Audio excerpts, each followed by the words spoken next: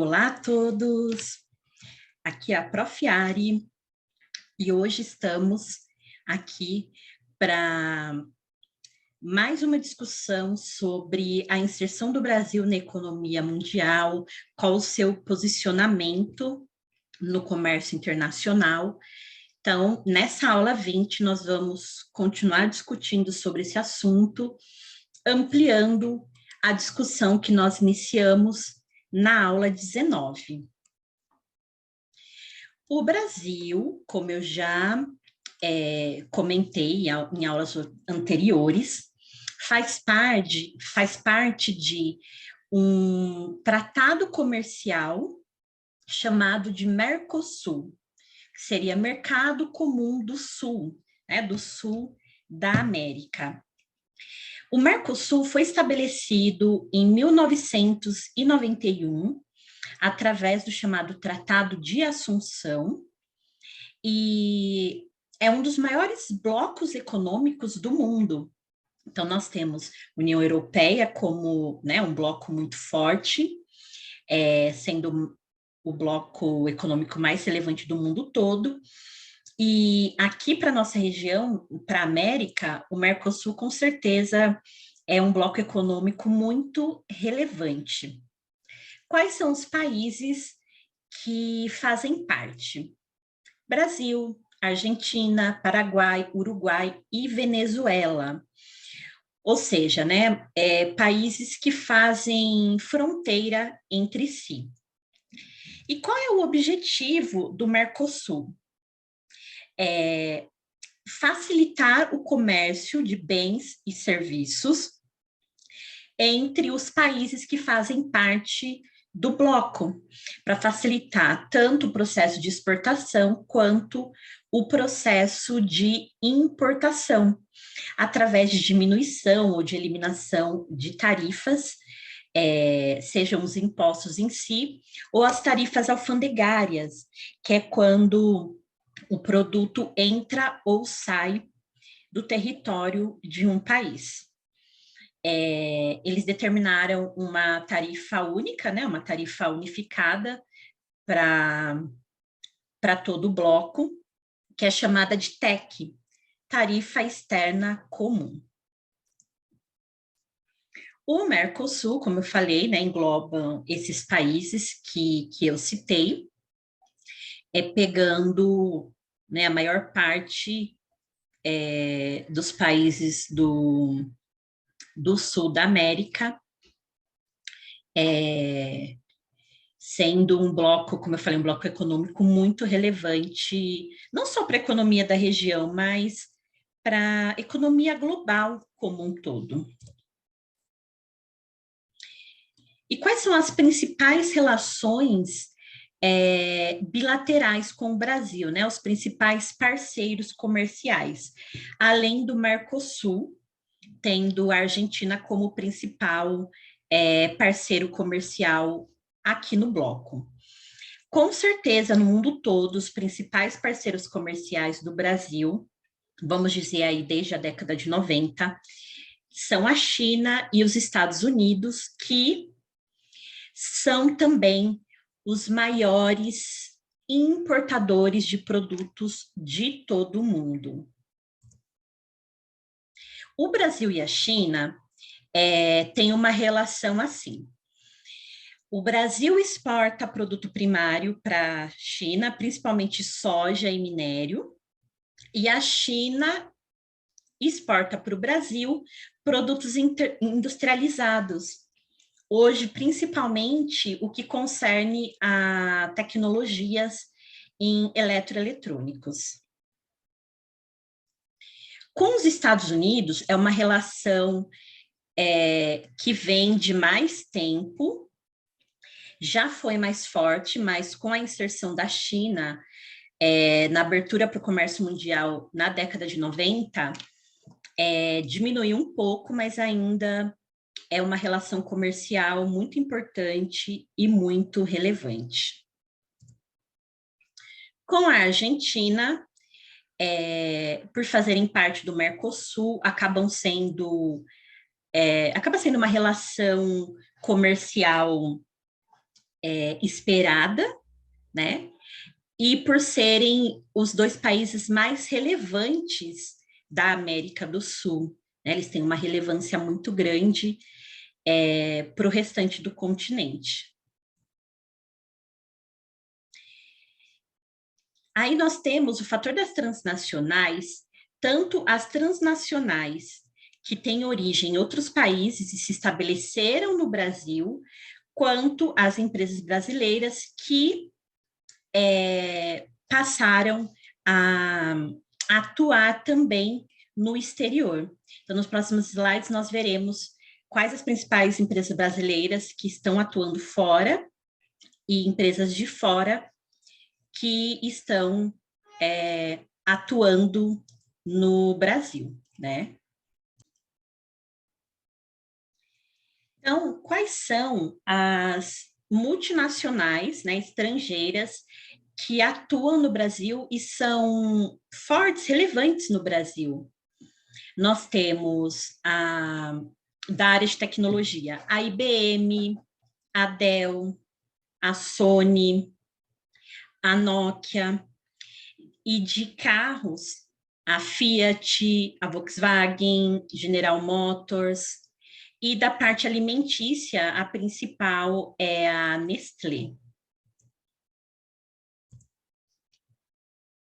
E de empresas brasileiras que estão sendo relevantes e bem-sucedidas no exterior, nós temos a Gerdau, que é da parte de metalurgia, a Marfrig de alimentos, a Vale, que é de mineração, que é a empresa brasileira mais reconhecida no mundo todo, né? E depois vem a Petrobras, mas a Vale agora é uma empresa privada, né?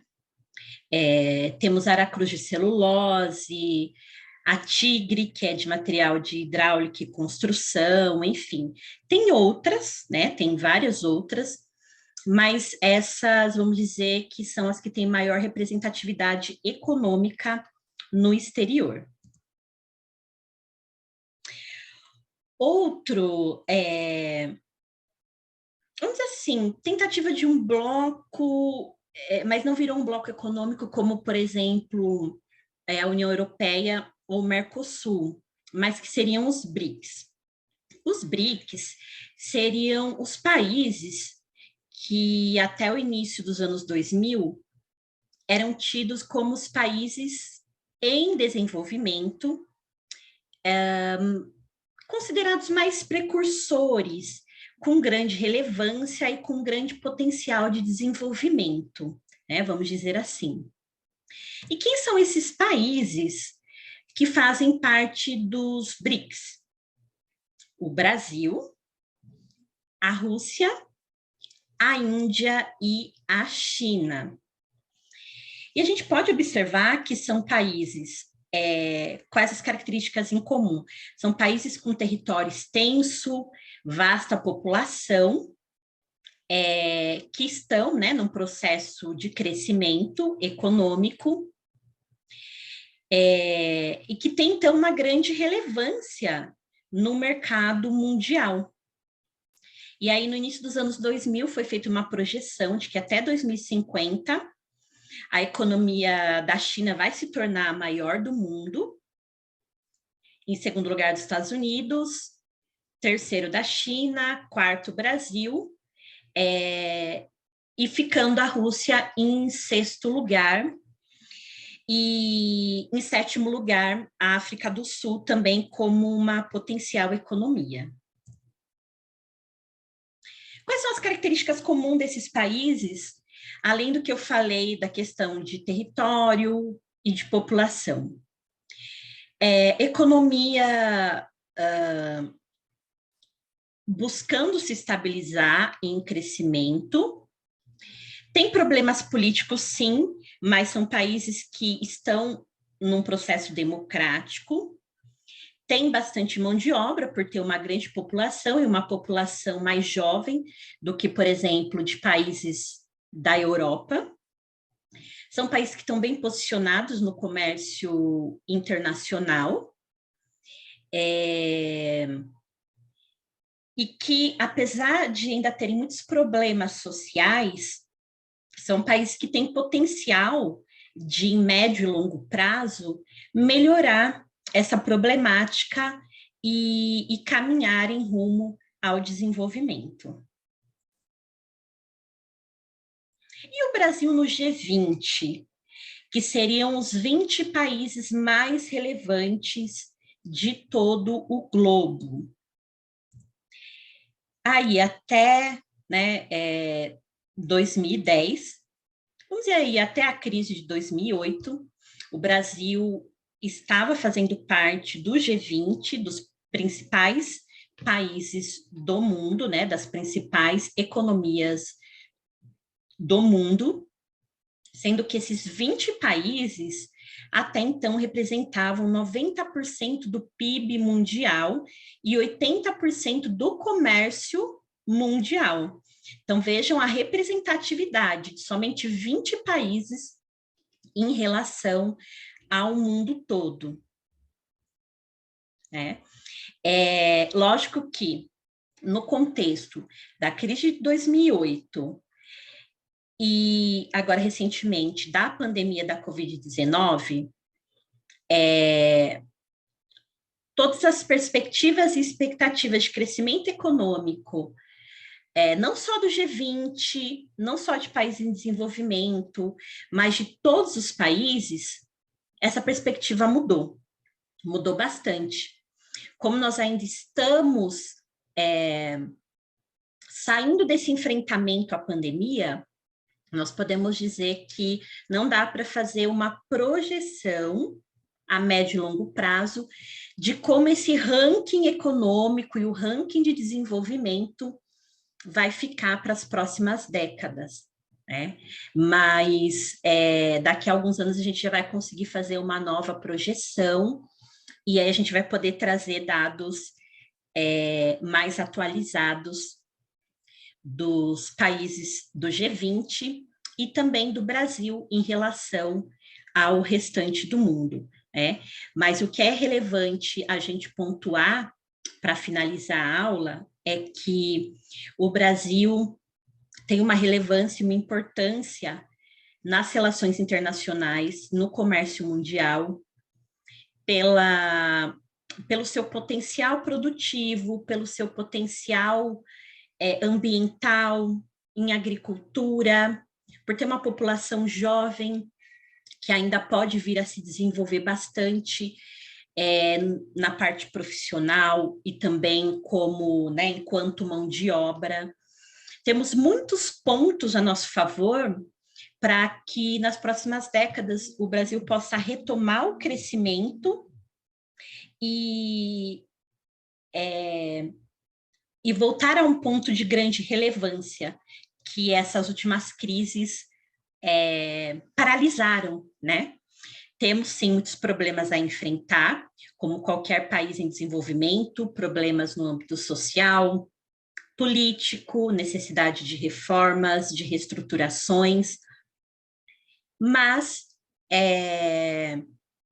temos potencial, né? Isso é o mais importante, é o que fica de mais importante do que a gente viu nessas duas últimas aulas, que é um país que tem riquezas naturais e tem riqueza financeira, e pode voltar a crescer com certeza, estar aí entre as principais economias do mundo, quem sabe, no futuro próximo, entre as 10 maiores economias do mundo, né? Então é isso. Espero que esse conteúdo tenha sido esclarecedor, tenha sido relevante e até a próxima.